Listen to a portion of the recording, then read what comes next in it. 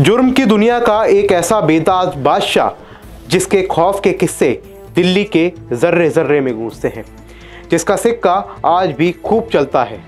आज बताएंगे उसके जुर्म की पूरी ABCD, खोलेंगे उसके गुनाहों का पूरा कच्चा चिट्ठा। नमस्कार, मैं शुभम गुप्ता। हमारे इस खास प्रोग्राम क्राइम कवरेज में आपका स्वागत है। आज हम अपने इस खास सेगमेंट में बात करेंगे नीरज शरावत उर्फ नीरज बवाना की। तो चलिए शुरुआत करते हैं। नाम नीरज शरावत उर्फ नीरज बवाना। उम्र थी 16 साल। सपना था दिल्ली पर राज करना। तिहाड़ जेल में सीखे थे गुनाहों के दांव पेच। दाऊद के करीबी ने दी गुनाहों की ट्रेनिंग। दिल्ली के पश्चिम जिले में एक गांव है जिसका नाम है बवाना। इस गांव में 5 अगस्त 1988 को जन्म हुआ था नीरज शरावत का। लेकिन 16 साल की उम्र में नीरज ने गुनाहों की पाठशाला में दाखिला ले लिया और किताबों को छोड़कर हथियारों को थाम लिया। तब किसने सोचा था कि एक दिन 16 साल का नाबालिग मासूम सा दिखने वाला नीरज शरावत देखते ही देखते नीरज बवाना बन जाएगा और उसके पीछे एक नहीं, दो नहीं, बल्कि पूरे 10 राज्यों की पुलिस पड़ जाएगी। आज बात उसी नीरज शरावत की जिसके पिता प्रेम सिंह शरावत दिल्ली परिवहन निगम में एक बस कंडक्टर हुआ करते थे। नीरज शरावत झगड़े खरीदा करता था और लोगों से दुश्मनी मोल लिया करता था। लेकिन उसके पिता का सपना था कि वो पढ़ लिख कर कुछ करे, लेकिन नीरज का सपना था जुर्म की दुनिया का बादशाह बनना, और वो भी कोई छोटा मोटा नहीं बल्कि पूरी राजधानी दिल्ली पर राज करना और इंडिया के most wanted don Dawood Ibrahim के जैसा बनना। नीरज के बड़े भाई का नाम था पंकज शरावत। ऐसा कहा जाता है कि सबसे पहले नीरज के बड़े भाई ने ही जुर्म की दुनिया में छलांग लगाई थी और साल 2004 में लूट, हत्या, डकैती जैसे संगीन मामलों को अंजाम दिया, जिसके बाद उसका भाई नीरज भी उसके नक्शे कदम पर चलने लगा। नीरज बवाना के बारे में कहा जाता है कि साल 2004 में अपने बड़े भाई के साथ एक अपराध के मामले में उसे जेल हो गई थी। साल 2005 में वो फिर से जेल चला गया क्योंकि पुलिस ने उसे अवैध हथियार रखने के आरोप में धर लिया था, जिसके बाद से ही उसने अपराध की दुनिया में अपना कदम रखा और अपनी हुकूमत चलाने की शुरुआत की। तिहाड़ जेल में ही नीरज बवाना की मुलाकात हुई दाऊद इब्राहिम के सबसे करीबी फजल उर रहमान से। कहा जाता है कि फजल उर रहमान दुबई, मलेशिया, नेपाल और भारत में दाऊद का काम संभालता था। इसी तिहाड़ जेल में फजल उर रहमान ने नीरज को इस बात की ट्रेनिंग दी कि जुर्म की दुनिया में अपनी हुकूमत कैसे करनी है, जिसके बाद से नीरज फजल उर रहमान को अपना गुरु मानने लग गया। जिसके बाद फजल उर रहमान नीरज को गुनाहों की दुनिया की शिक्षा देने लगा। पढ़ने लिखने की उम्र में बवाना जुर्म के दांव पेच सीखने लगा और रिहाई लेकर जब वो तिहाड़ जेल से बाहर आया, उसने सबसे पहले अपना गैंग बनाना शुरू किया और यहाँ से शुरू हुआ नीरज शरावत का गैंगस्टर नीरज बवाना बनने का सफ़र, जिसके बाद फिर उसने कभी पीछे मुड़कर नहीं देखा। नीरज बवाना ने 2005 में ही नीतू दाबोदा गैंग के साथ हाथ मिला लिया था। कहा जाता है कि उस वक्त इस गैंग ने गुनाह की दुनिया में अच्छा खासा नाम कमा लिया था। नीतू दाबोदा के साथ मिलकर नीरज बवाना ने कई बड़ी वारदातों को अंजाम दिया।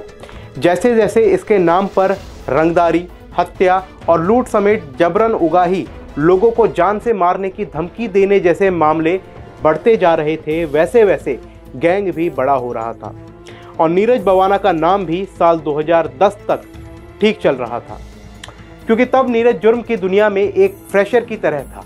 लेकिन 2011 आते आते हालात बदल गए और इस गैंग में एक नया नाम जुड़ गया। वो नाम था नीरज के करीबी सोनू पंडित का। जिसके बाद नीरज बवाना ने अपने खुद के साथी नीतू दाबोदा गैंग के साथ दुश्मनी पाल ली, क्योंकि सोनू पंडित की एंट्री के बाद नीतू दाबोदा और नीरज बवाना के बीच दूरियां बढ़ती चली गई और देखते ही देखते रंजिश खूनी रंजिश में तब्दील हो गई। जैसे ही नीतू दाबोदा गैंग और नीरज बवाना गैंग के बीच रंजिश की शुरुआत हुई, वैसे बवाना ने दाबोदा गैंग के लोगों को चुन चुनकर मारना शुरू कर दिया और देखते ही देखते उसने पूरे दाबोदा गैंग का सफाया कर दिया।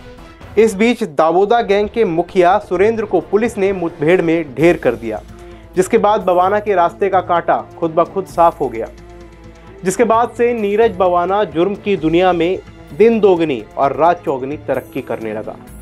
कहा जाता है कि उसके बाद नीरज बवाना ने हत्या, लूट, फिरौती, रंगदारी और अपहरण के मामले में एक नया परचम लहराया। हालांकि इस बीच उसके कई चहेते की भी मौत हो चुकी थी। साथ ही कई गुर्गों को पुलिस ने धर दबोच लिया था। वहीं नीतू दावोदा गैंग के मुखिया की मौत के बाद इस गैंग की कमान संभाली पारस उर्फ गोल्डी और प्रदीप उर्फ भोला ने।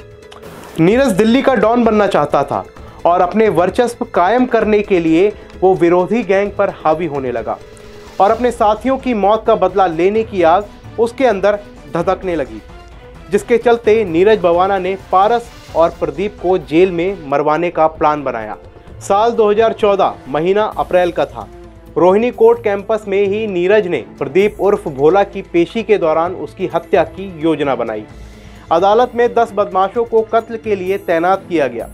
सारे शार्प शूटर प्रदीप उर्फ भोला का कत्ल करने के लिए अदालत में दाखिल हो गए, लेकिन पुलिस ने उन्हें धर दबोचा, जिससे नीरज के इरादों पर पानी फिर गया। वहीं दिसंबर 2014 में बवाना का साथी अमित भूरा देहरादून जेल में बंद था। एक हत्या के आरोप में बागपत कोर्ट में उसकी सुनवाई होनी थी। इसी पेशी के लिए उसे देहरादून जेल से बागपत कोर्ट पुलिस कस्टडी में लाया जा रहा था। तभी रास्ते में करीब 10 से 12 लोग एक एसयूवी में सवार होकर आए और उन्होंने पुलिस के ऊपर मिर्ची स्प्रे और गोलीबारी कर दी और अमित भूरा को भगाकर ले गए। लेकिन इस बीच मजे की बात ये है कि ये लोग ना सिर्फ अपने साथी को पुलिस के हाथों से निकाल कर ले गए, बल्कि जाते जाते पुलिस टीम से 2 AK-47 राइफल भी लूट कर ले गए। इसमें भी नीरज बवाना के करीबियों का हाथ बताया जाता है, जिसके बाद दिल्ली पुलिस ने नीरज बवाना और उसके गैंग को पकड़ने के लिए दिल्ली और दूसरे कई राज्यों में ऑपरेशन चलाए और उसके 35 साथियों को गिरफ्तार भी कर लिया। लेकिन नीरज बवाना को पुलिस नहीं पकड़ पाई थी। अब नीरज बवाना दिल्ली का मोस्ट वांटेड गैंगस्टर बन चुका था और उसकी गिरफ्तारी दिल्ली पुलिस के लिए बड़ी चुनौती बन गई थी। और आखिरकार 7 अप्रैल 2015 को सुबह 3:45 बजे नीरज बवाना को उसके एक साथी मोहम्मद राशिद के साथ पुलिस ने गिरफ्तार कर लिया। लेकिन कहानी यहीं ख़त्म नहीं हुई। 25 अप्रैल 2015 पुलिस नीरज बवाना को कोर्ट से वापस लेकर जेल जा रही थी। जिस वैन में नीरज बवाना था, उसी वैन में नीतू गैंग के पारस उर्फ गोल्डी और प्रदीप उर्फ भोला भी मौजूद थे। यहाँ नीरज को अपने अंदर धधक रही बदला लेने की आग को ठंडा करने का मौका मिला और उसने अपने साथी राहुल काला के साथ मिलकर उन्हें रास्ते में ही मार डाला। कहा जाता है कि नीरज बवाना ने पहले ही अपने गैंग के शूटरों को सतर्क कर दिया था और उन्हें बता दिया था कि उस वैन में प्रदीप और पारस भी होंगे, जिसके बाद मौका मिलते ही बवाना ने पारस और प्रदीप को मौत के घाट उतार दिया। वहीं नीरज बवाना को दूसरा मौका मिला अप्रैल 2017 में, जब रोहिणी कोर्ट के बाहर दावोदा गैंग के खास गुर्गे को भी नीरज ने मौत की नींद सुलवा दिया। आप इस बात से अंदाजा लगा सकते हैं कि अब तक जुर्म की दुनिया में नीरज बवाना के नाम की तूती बोलने लगी थी और वो जेल में बैठे बैठे ही अपने गुर्गों के जरिए इन सभी हत्याओं को करवा रहा था। भले ही नीरज बवाना जेल में बंद था, लेकिन उसके गुर्गे बाहर घटनाओं को अंजाम देकर उसके नाम का खौफ फैला रहे थे और नीरज बवाना एक के बाद एक अपने दुश्मनों को रास्ते से हटवाता चला गया। आपराधिक मामलों का पूरा एक शतक मार चुका गैंगस्टर नीरज बवाना फिलहाल तिहाड़ जेल में है और कहते हैं कि वो अपना गिरोह वहीं बैठकर चलाता है। उसके गैंग में करीब 100 लोग हैं, जिसमें 2 दर्जन से ज़्यादा शार्प शूटर हैं। दिल्ली और आसपास के इलाकों में नीरज बवाना और दूसरे गैंग वर्चस्व की जंग में अक्सर खूनी खेल खेलते रहते हैं। आपको बता दें कि नीरज बवाना को गुनाह की दुनिया में एक और नाम से जाना जाता है, वो है नीरज बवानिया। 4 मई को छात्रसाल स्टेडियम में सुशील कुमार की मदद करने वाले लोग इसी बवानी गैंग के लोग थे और हत्याकांड के बाद पुलिस ने मौके से एक स्कॉर्पियो गाड़ी बरामद की, जिसका कनेक्शन नीरज बवानिया के मामा से बताया जा रहा है, जिसके चलते सागर धनखड़ हत्याकांड मामले में बवाना गैंग के 4 सदस्य गिरफ्तार हुए हैं। इससे साफ है कि तिहाड़ जेल में बंद गैंगस्टर नीरज बवाना सुशील कुमार की मदद कर रहा था।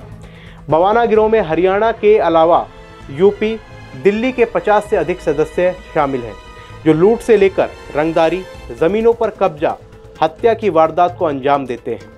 हालांकि नीरज बवाना उर्फ नीरज बवनिया दिल्ली की तिहाड़ जेल में बंद है, लेकिन आज के समय में उस पर 100 से अधिक मुकदमे दर्ज हैं। वहीं आज भी नीरज के 25 से ज़्यादा गुर्गे जेल से बाहर हैं। आपको ये जानकर हैरानी नहीं होनी चाहिए कि कई बार जेल में बैठकर ही नीरज बवाना को जाम छलकाते हुए देखा जाता रहा है। नीरज बवाना भले ही जेल में बंद है, लेकिन आज भी वो पुलिस के लिए सिरदर्द बना हुआ है। बावजूद इसके पुलिस कुछ भी नहीं कर पा रही है। बता दें कि नीरज बवानिया गैंग का मुख्य काम बड़े बिजनेसमैन से फिरौती वसूलना है। जो भी बिजनेसमैन पैसा देने से इनकार करता है, नीरज बवाना गैंग के शूटर उसके घर के बाहर गोलियां चलाने से पीछे नहीं हटते। सोनू चिद्दी और मुनिया बवानिया इस गैंग के प्रमुख शार्प शूटर हैं। इस गैंग के बदमाश नीरज बवानिया के कहने पर कुछ भी करने के लिए तैयार रहते हैं। अब सवाल ये है कि आखिर कब तक ये गुनाह के सरगना ऐसे ही जेल में बैठे बैठे अपने गुर्गों के जरिए लोगों के बीच खौफ पैदा करते रहेंगे, और कब तक इनके सामने कानून बेबस बना रहेगा। आज के लिए बस इस वीडियो में इतना ही। फिर मिलेंगे क्राइम कवरेज की नई स्टोरी के साथ। नमस्कार।